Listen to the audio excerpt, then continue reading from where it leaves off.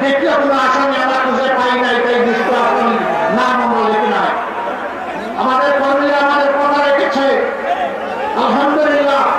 সেই জায়গায় অনেকে শত শত মানুষ এবং হাজার মানুষকে মামলায় ঢুকে মামলা বাণিজ্য করেছে। সম্মানিত সিলেটবাসী,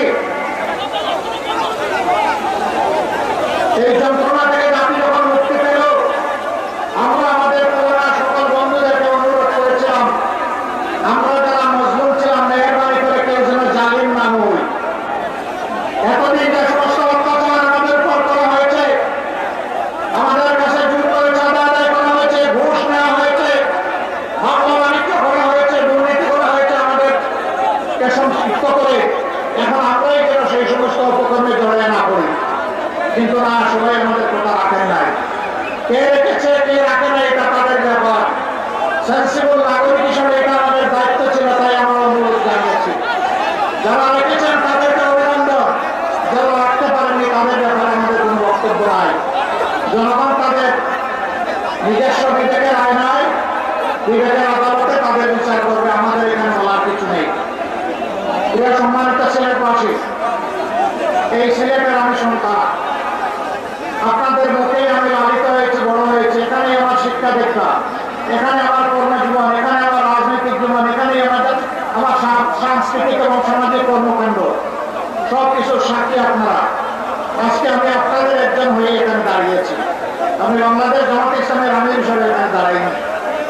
আমি আপনাদের একজন ভাই, একজন সন্তান, কারো চাচা, কারো মামা, কারো দাদা হয়ে আমি আজকে আপনাদের সামনে দাঁড়িয়েছি।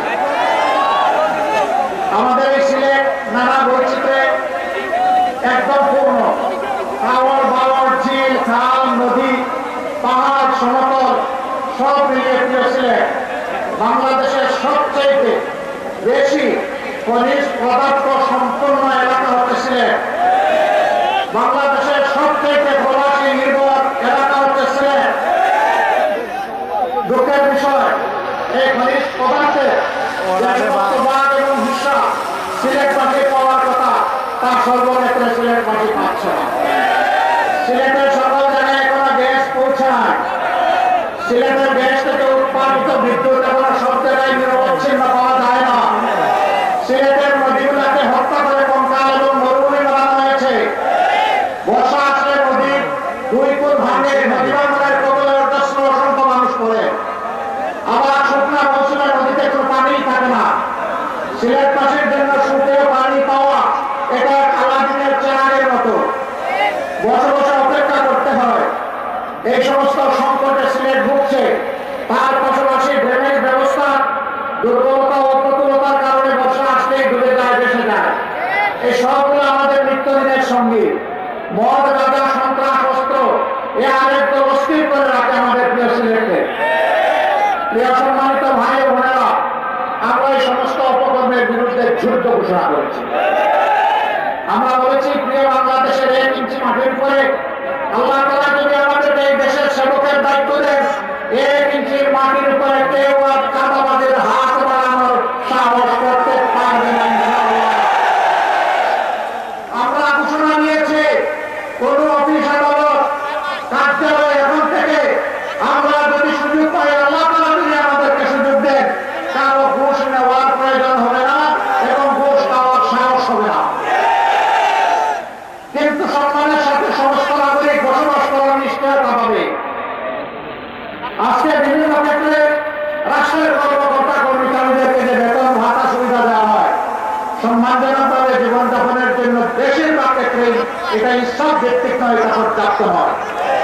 আপনি তার একান্ত প্রয়োজন পূরণ না করে, সে যদি তার প্রয়োজন পূরণের জন্য কোনো অপরাধ করে, রাষ্ট্রের কোনো অধিকার নাই ওই অপরাধের জন্য ওই নাগরিককে শাস্তি দেওয়া। আগে তাকে সম্মানজনকভাবে বাঁচার সুযোগ সৃষ্টি করে দিতে হবে। তারপরে যদি মুখে বসে করতে হয়, কেউ অপরাধ করে, অবশ্যই তার অপরাধের বিচার হবে। সম্মানিত ভাইরা, 54 বছরে দেশের টাকা লুটপাট হয়েছে সকল আমলে। কেউ ফিরিস্তা ছিলেন না, বুকে হাত দিয়ে বলতে পারবেন না আমরা বুঝতে। কেউ করেছেন কম, কেউ করেছেন বেশি। শুধু ফ্যাসিবাদী 15.5 বছরে বাংলাদেশ থেকে 28.5 লক্ষ কোটি টাকা বিদেশে পাচার করা হয়েছে। এই টাকা এই টাকা আজকে জন্ম নেওয়া শিশু, এই টাকা রাস্তার পাশে বসে আমার যে ভাই আমার যে বোন ভিক্ষা কমানিয়ে মানুষের কাছ থেকে ভিক্ষা নেয়, এই টাকা কারো। আমার যে ভাই হারমানা পরিশ্রম করে চা বাগানে কাজ করে অথবা রিক্সা চালায় অথবা অন্য কোনো যানবাহন চালায় কিংবা কোনো ম্যানুফ্যাকচারিং ইন্ডাস্ট্রিতে কাজ করে অথবা ক্ষেতের মধ্যে কুদাল এবং লাঙ্গল চালায়, এই টাকা পান। জনগণের এই টাকা যারা চুরি করেছে আল্লাহ তাআলা আমাদেরকে দায়িত্ব দিলে আমরা ওদেরকে শান্তিতে থাকতে দেব। ওরা দুনিয়ার যেখানেই থাকুক না কেন, জনগণের এই হক যদি তারা স্বেচ্ছায় নিয়ে দেয় তারা অবশ্যই এটার জন্য অভিনন্দিত হবে। কিন্তু যদি ফেরত না দেয়, রাস্তা ইনশাআল্লাহ ওদের মুখের ভিতর দিয়ে হাত ঢুকে পেটের ভিতর থেকে বের করে নিয়ে আসবে। কাউকে ছাড়তে হবে না ইনশাআল্লাহ। সেই টাকা রাষ্ট্র কোষাগারে যোগ হবে। যে এলাকায় যত বেশি বঞ্চিত সেই এলাকায় সর্বপ্রথম উন্নয়নের কাজ শুরু হবে। এখানে বলা হয়েছে আগামী বাংলাদেশে শফিকুর রহমান প্রধানমন্ত্রী হতে পারে, এটা আল্লাহ ভালো জানে। কে হবেন না হবেন, যদি এমন কিছু আমার দায়িত্বে এসে যায়, আমি পরিষ্কার ভাবে বলতে চাই, আমি 54,000 বর্গ মাইলের 1 ইঞ্চির পর বেহিসাবি করতে পারবো না। প্রতি ইঞ্চি মাটি তখন আমার কাছে তার পাওনা বুঝে নেবে আমার কাছ থেকে।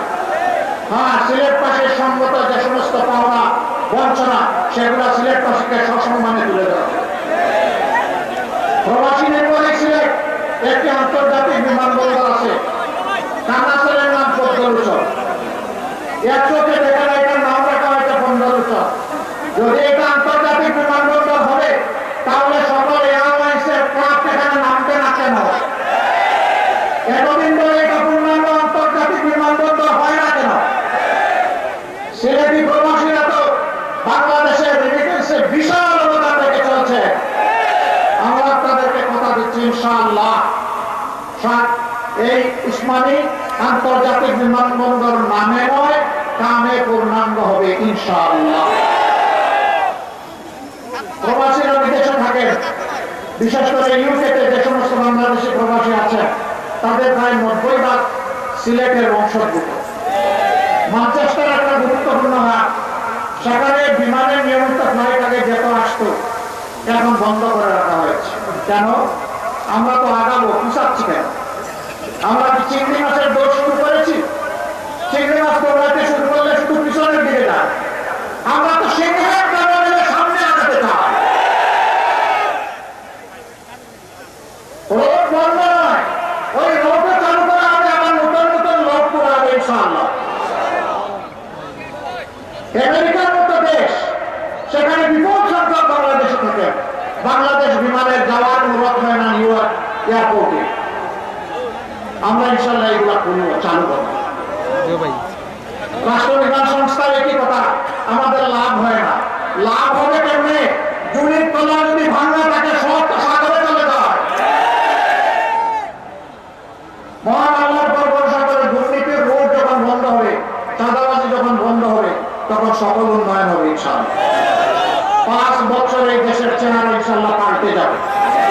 নতুন যে বাংলাদেশের স্বপ্ন আমাদের যুব সমাজ, আমাদের মা বোনেরা দেখেন, সেই বাংলাদেশ সেদিন হাতে ধরা দিবে ইনশাআল্লাহ। সম্মানিত ভাইরা, প্রবাসীদের আরো দুঃখ আছে। মিডল ইস্টে যারা কাজকর্ম করতে যান তারা অত বেশি বেতন এবং আয় রোজগার করতে পারেন না। কারণ আরো ভাগ্যে অনেক সময় ওই দেশে ইন্তেকাল ঢুকে যায়। এই লোকটি যখন ইন্তেকাল করে তখন তার লাশ নিয়ে খেলা ধাক্কা শুরু হয়ে যায়। কেন? তাকে বলবেন রেমিটেন্স যোদ্ধা, আবার সেই ইন্তেকাল করলে তার কোনো অভিভাবক থাকবে না, তা আমরা মানতে রাজি নই। ইনশাআল্লাহ রাষ্ট্রীয় খরচে বিদেশে যারা ইন্তেকাল করবেন, যাদের সেই সামর্থ্য নাই, অতি সম্মানের সাথে তাদের লাশ আমরা কাঁধে করে দেশে বহন করে নিয়ে আসবো ইনশাআল্লাহ। শুধু তাই না, বিদেশে প্রবাসে গিয়ে যারা আয় রোজগার করার আগে দুনিয়া থেকে বিদায় নেন, তাদের বিষয়টাকে মানবিক দৃষ্টি থেকে গ্রহণ করা হবে এবং তাদেরও পরিবারের দায়িত্ব নেবে সরকার এবং রাষ্ট্র ইনশাআল্লাহ। ভাইরা, আমাদের ভাইরা প্রধানমন্ত্রীর চাইতে ওই জায়গাগুলো আগে চায়, জানতে চায়। এবার আপনারা জানেন এই জীবনের প্রথমবারের মতো প্রবাসী ভাই বোনেরা ভোট দেওয়ার সুযোগ পেয়েছে। আপনাদের দোয়া আল্লাহর মেহরবানিতে এই আওয়াজ আমরাই দিয়েছিলাম। অনেকে তার বিরোধিতা করেছিলেন,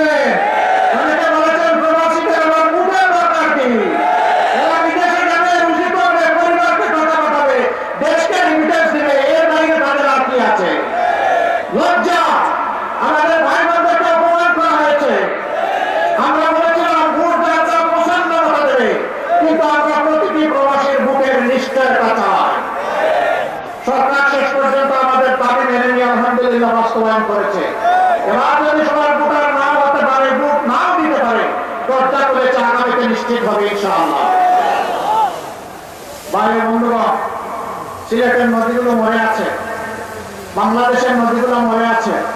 আমাদের উন্নয়ন অগ্রাধিকারের ভিত্তিতে আমরা বলেছি নদী শাসন নয়, নদী আমাদের দুঃখ নয়, নদী ভাঙ্গন নয়, নদী বান্ধব হবে বাংলাদেশ ইনশাআল্লাহ। নদীর হক নদীকে দেওয়া হবে। নদী রাগ করে কেন? তার হক দেওয়া হয় না, এই জন্য রাগ করে। তার পেট ভরে তোলা হয়েছে, দখল করা হয়েছে, গার্বেজ দিয়ে শেষ করে দেওয়া হয়েছে, পানিগুলো নষ্ট করে দেওয়া হয়েছে। আমরা ইনশাআল্লাহ নদীগুলোতে যেভাবে বন্ধু দেশগুলোতে নদীগুলো জীবন পেয়েছে, সেই বাংলাদেশের নদীগুলোকে সেইভাবে জীবন দেওয়া হবে ইনশাআল্লাহ। সুরমা কুশিয়ারা বইয়ের পাতায় যেন না থাকে, বাস্তবে যেন পাওয়া যায়, সেই সুরমা কুশিয়ারা। সুনামগঞ্জের হাওড় গাওয়ার এলাকা, খাদ্য শস্যের 5 ভাগের 1 ভাগ এখান থেকে সারা দেশের জন্য সরবরাহ হয়। সেই এলাকা অবহেলিত, বাঁধ ভেঙে যায়, ইঁদুরে নাকি বাঁধ কেটে দেয়। ইঁদুরে বাঁধ কাটে কি জন্য? ওই যে ইঁদুরগুলো বাঁধের টাকা পেটের ভিতরে ঢুকে ফেলেছে, ওদের জন্য বাঁধ। ওই ইঁদুর আর তখন আর বাঁধ কাটার সুযোগ পাবে না, পেটের ভিতরে আর টাকা ঢুকাতে পারবে না।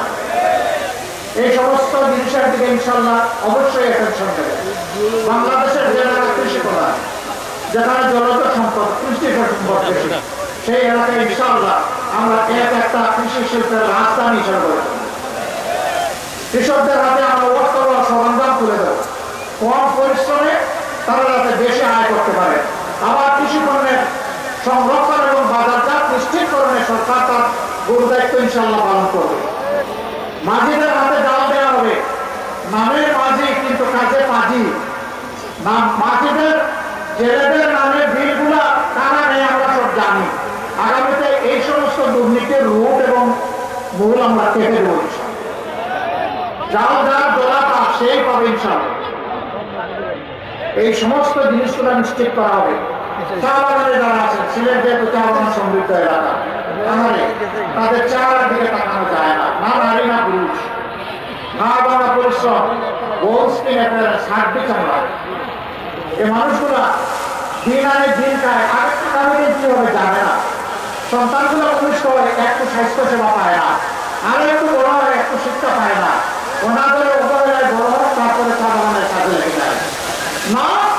দেশের নাগরিক, সে মানবের সন্তান, তারা দায়িত্ব আমরা নেব, সরকার নেবে ইনশাআল্লাহ। আগামীতে শুধুই কেবল রাজার ছেলে রাজা হবে, রানীর ছেলে রানী হবে, রানীর ছেলে রাজা হবে, সেই ধরনের রাজনীতি আমরা পাল্টে দিতে চাই। আমরা চাই আমার একটা শ্রমিক ভাইয়ের, একজন কৃষক ভাইয়ের, অথবা চা বাগানের একজন শ্রমিক ভাইয়ের সন্তানের মেধা যদি থাকে, যোগ্যতা যদি থাকে, ইনশাআল্লাহ সে হবে আগামী দিনের প্রধানমন্ত্রী। আমরা সেই বাংলাদেশ করতে চাই। আমার একদল আছে মা-বোনকে সম্মান দিতে পারে না, আমি প্রতিবাদ করি, এখন আমার বিরুদ্ধে মিসাইল চালা শুরু করেছে। কিন্তু এরা জানে না আধুনিক বিশ্বে মিসাইল চালিয়ে এন্টি মিসাইল খেতে হয়। এখন কি বলবে? চুপ তো ধরা পড়েছে, ডাকাত তো ধরা পড়েছে, এখন ডাকাতের পক্ষ নিয়ে বলতেছে ওটা ছেড়ে দাও। তাহলে কি চুরে চুরে মাস করতে পাই, তাই না? হাতে হাত মিলিয়ে আমার চরিত্র আমার ঠিক আছে, আমি সবার করলাম, তোমাদেরকে মাফ করে দাও, যাও, এ নিয়ে আর কথা বলবো, শেষ। আল্লাহ তোমাদেরকে মাফ করে দাও।